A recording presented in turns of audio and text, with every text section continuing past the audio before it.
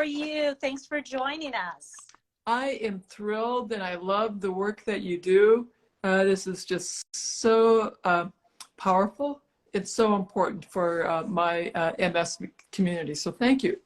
Yeah, I think this is great. We're joining together and both of our community can hear a little bit about us. So Yeah. I'll just start with who I am.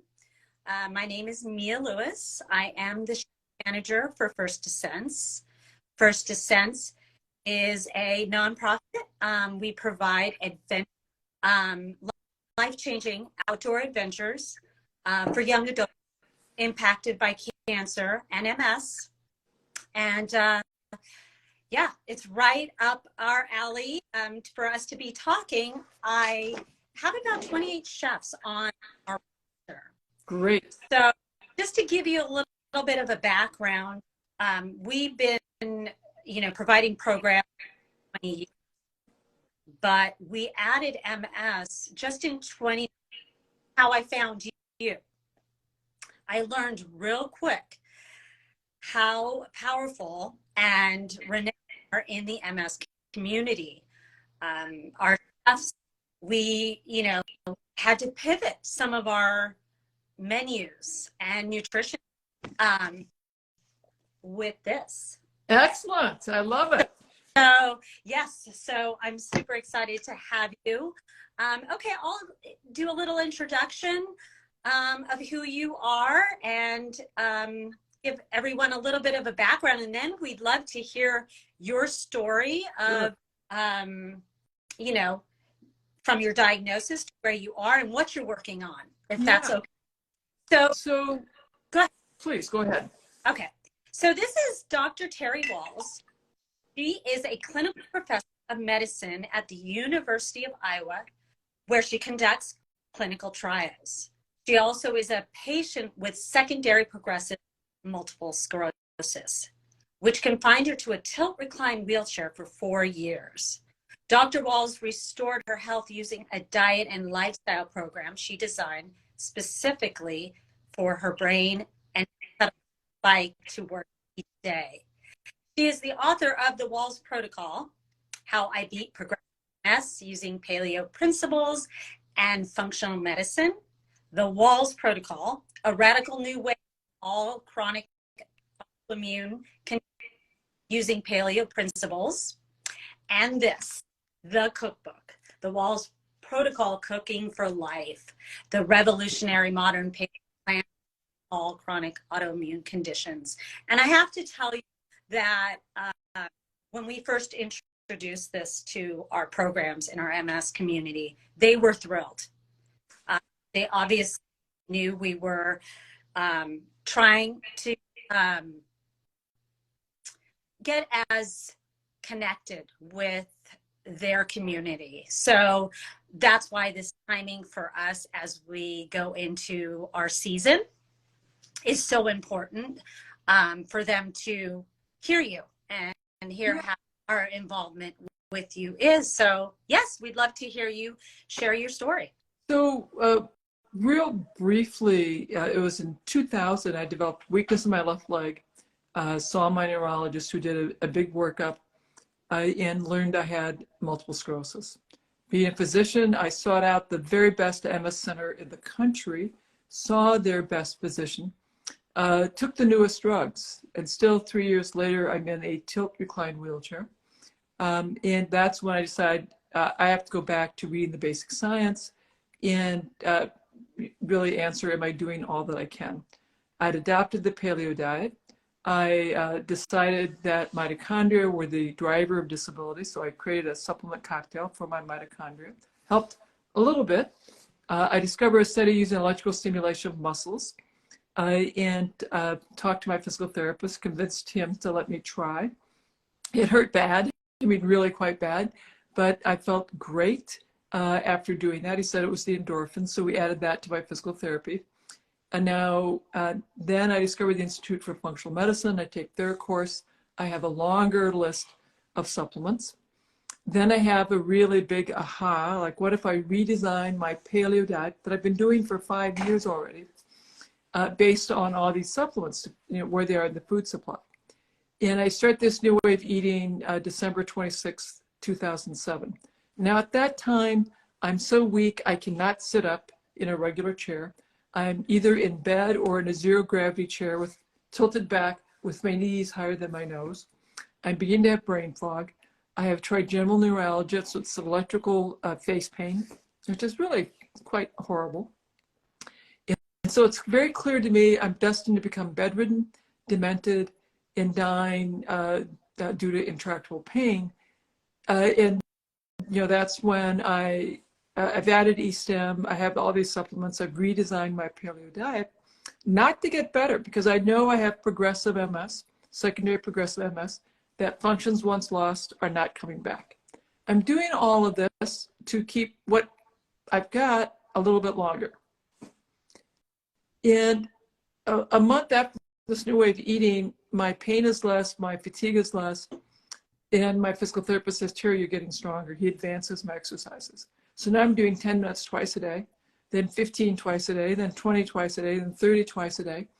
And then I start walking with walking sticks. And then I'm walking with one walking stick and then without any. And I tell my family I really want to try riding my bike. And I haven't done that for 6 years. We have an emergency family meeting. My wife, Jackie, tells my big 6'5", 16-year-old son, Zach, you run alongside in the left.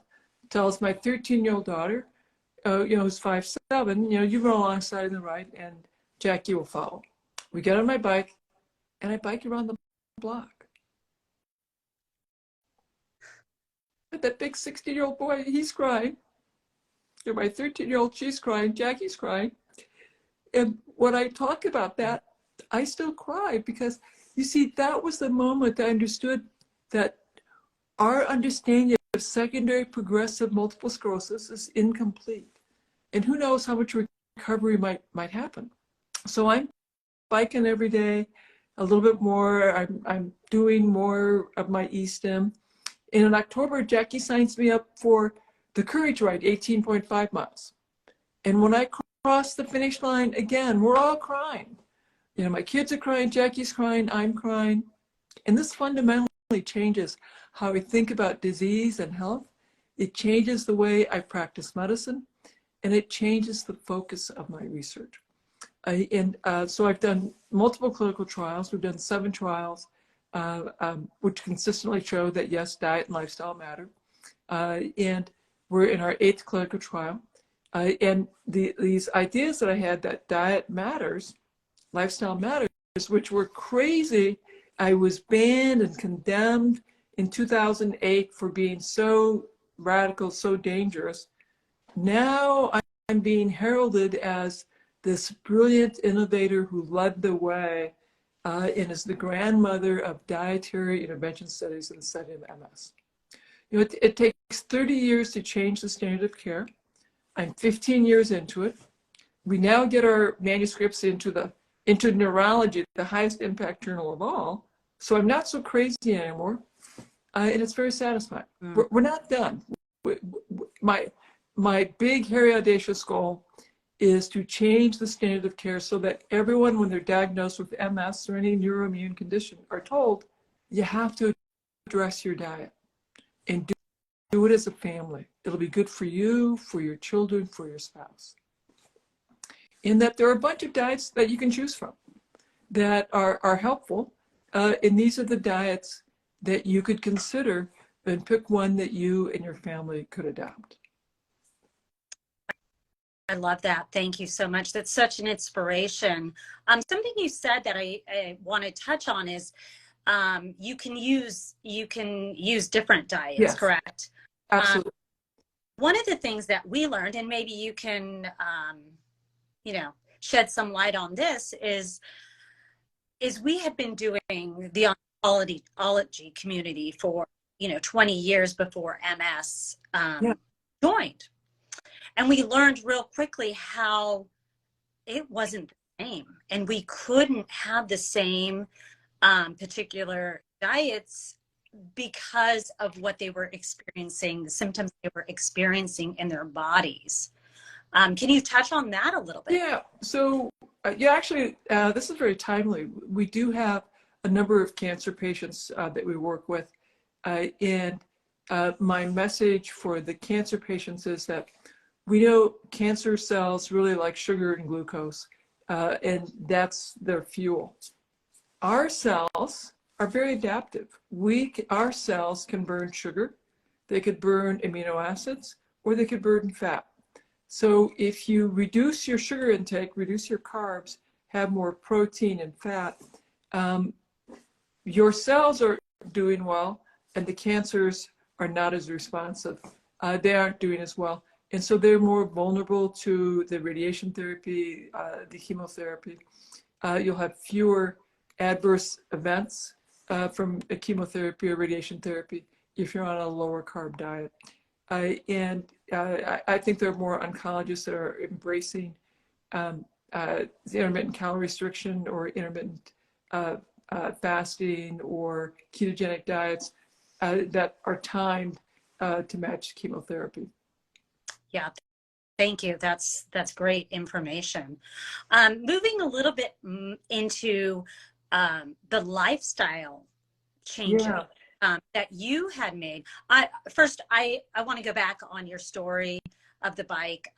That's so heartfelt. I had heard it before, and I was hoping you were going to share it. If you weren't, I was going to ask you to share it, because I think it's such an important part of your story and how far you've come because of the changes you've made. And so now I can bike for hours. I can jog even on my treadmill. I can hike. And so, being athletic was a very big part of my life and my family's life before I became ill. I was a taekwondo artist. I competed nationally. I competed for the Pan American Trials in '78. And so it was very hard to give up my athletic life. It was very hard to give up my ordinary life. My wife took me to the women's basketball tournament or games here at the university to get me back into life. And so when I started walking again, we got season tickets, and it's been lots of fun to get re-engaged in sports again. Yeah, and obviously super important for your mental health. And yeah, I mean, that's why what you do is so important, so vital. I talk about that it's important to keep doing the things that matter to your heart. You may have to do them differently. You may find that it's a slightly different sport. I used to run a lot. I don't know that I'll be able to run, 20 miles again, but I can bike for hours and hours. That works well. So I talk to people that find what resonates, and you may have to do it differently. You may find a slightly different sport or a different recreational activity, but it's so important to your life, your enrichment, and engagement with your community and your family. Yeah, so true. I want to ask you, what surprised you most that you didn't know that would be helpful for our MS community to hear, that you learned along the way?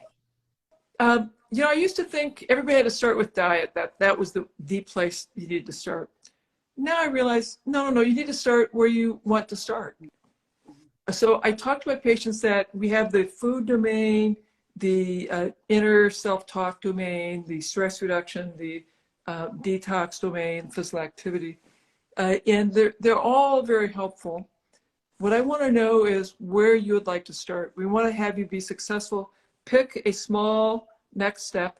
And while food is really very powerful and a great place to start, tell me where you want to start. And what I've learned is for some folks, they have to start with stress reduction or meditation to get that sort of calm down in a better place. Then they can get into diet because that's hard. You're going to go through some withdrawal. The first couple of weeks will be very tough. You'll be irritable often, crabby often. You might have headaches. And that might be too hard.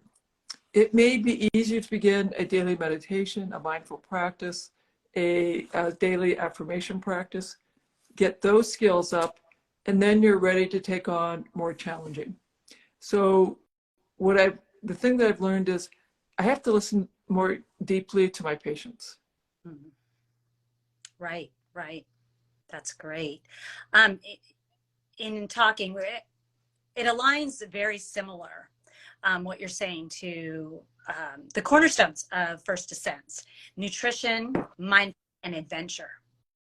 And it sounds like that's what you're practicing and teaching as well. Correct. You know, and I really love time in nature. The research continues to build that forest bathing, being out in the meadow, being in your garden, being in a wild part of the neighborhood that's a little bit overgrown with weeds. That turns out to be very calming to our nervous system. And so finding a way to get yourself out into nature. This weekend was way too busy. I had a long list of things I wanted to do. And fortunately, Zeb and my daughter and I were taking a walk around the block. She said, I think we should go to Harkins, which is just a short drive, a little trailhead that would take us into the forest. I said, you're right. Let's turn around. Well, we won't do the neighborhood walk. We'll go over to Harkins Trail. And we did our walk there. And we're commenting on the wildflowers, the moss that was coming to life, listening to the birds, looking at the fungus. And that was a good reminder that you can get caught up to being busy, and I do this sometimes, and I have to keep getting reminders that if I don't take the time for the self-care, then my insomnia becomes a problem. Then my face pain turns on. And, my wife keeps an eye on me and said, Terry, I see you're scheduling too many 8 o'clock meetings. You have to be sure that you're getting your morning routine in, or your face pain will turn on. Right. That's great. That's great. That's great advice too, for all of us, whether we are living with MS or not, right? I mean, that's just what we should all be following. So I became a health supportive chef because I also had some digestive issues that I wanted some healing on. So when I found First Ascents, I was immediately inspired by the participants who were impacted by cancer and now MS, and how they would take themselves out of their comfort zones, come to a program, probably in the middle of nowhere they've been, and do some of these extreme sports. Not only extreme sports, but also, eating food that maybe they've never tried before. Yeah. So our chefs, we try to inspire and encourage and educate as best we can.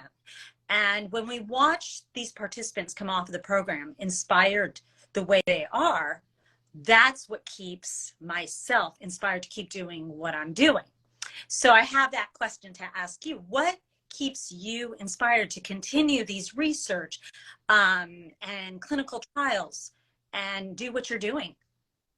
I remember what it was like to be unable to sit up, unable to go to restaurants, that it's a struggle to drive to Wisconsin to see family, and just really how grim my future was. And of course, now I have this amazing life. So I want everyone, regardless of what severe health challenge you're facing, to realize that there are things that you can do to make your circumstances a little bit better. We don't know, obviously how much recovery you can get, but I want to inspire hope and possibility and dreams. And, changing the world is incredibly intoxicating. Being an agent for good is incredibly intoxicating. My daughter can say, like, you know, Mom, you're working all the time. I said, but it's fun. It gives me immense joy to do this research, because I know that is what it's going to take to change the standard of care. I love teaching students. I love teaching other postdocs. So you know, my work has immense meaning. That gives me immense joy. Yeah, that's beautiful. And I know that, you know, the MS community that I've worked with and talked to, definitely look to your expertise and have even expressed how much it's changed their life. So thank you for what you're doing. Yeah, that TED Talk has like 3.8 million views. So that's really pretty cool. My book has sold over 400,000 copies. We've certified, you know, thousands of health coaches, physicians, chiropractors, and again, we put hundreds of people through maybe thousands now through my various programs. And then, you know, we have hundreds of thousands on Instagram watching what I eat, what I do, what I talk about every day. So, you know, my goal is to have every MS person in the US, that's 1 million, in the 2.8 million around the world, and the 50 million with autoantibodies know about diet and lifestyle, and that there's things they can do to change their health trajectory. Yeah, thank you. And that's, we will continue to let them know as well on our programs. I always take this book with me so that they can see the ways that we might use. Can we talk about the clinical trial that I'm recruiting for? Yes, please talk about it. Okay, so I'm so excited about this study. We are recruiting people with relapsing remitting multiple sclerosis for a 2-year trial. People will be randomized to either a ketogenic diet, a paleo diet, or they continue their usual diet. And if you're following some diet now, that's fine. You just have to be willing to be randomized to one of those 3 diets. And so if you're on a paleo diet and we randomize you to ketogenic, you'll switch to ketogenic. If you're on a Mediterranean diet, we randomize you to the paleo diet, you will switch to the paleo diet. And if you're on the usual diet, you get to keep eating your usual diet.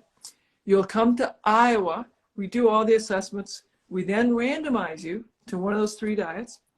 We teach you, if you're on the intervention diets, how to do that.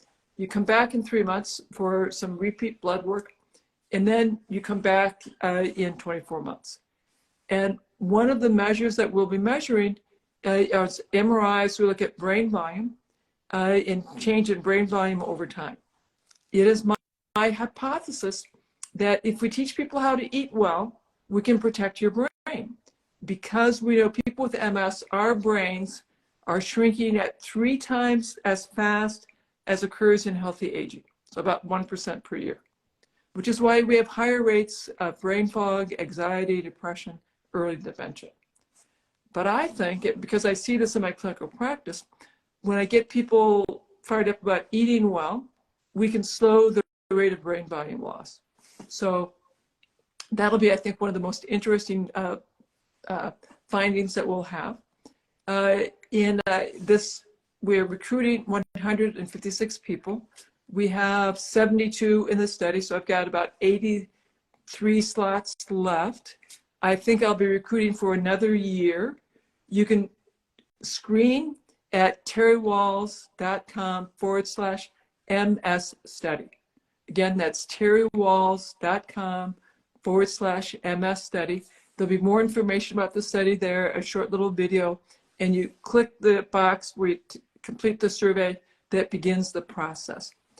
Even if you have progressive MS, please complete the survey, because that way you get on my patient registry, because we keep writing grants for more studies, and we're writing proposals for progressive MS studies. So we're hopeful we'll have a progressive MS study in the near future. Wow, that's incredible. Thank you for sharing that. I know our community loves to hear that, and who knows, you know. So we have just a couple minutes left. So I want to ask you one final Sure. question, kind of three parts.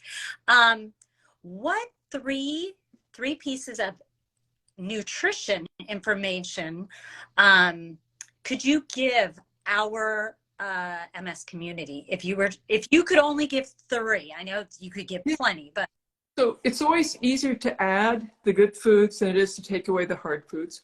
So start with the things that you want to add. Green leafy vegetables have things that are really important for your brain and for your eyes. So more big salads, kale, collards, oregano, parsley, basil in your diet would be really good.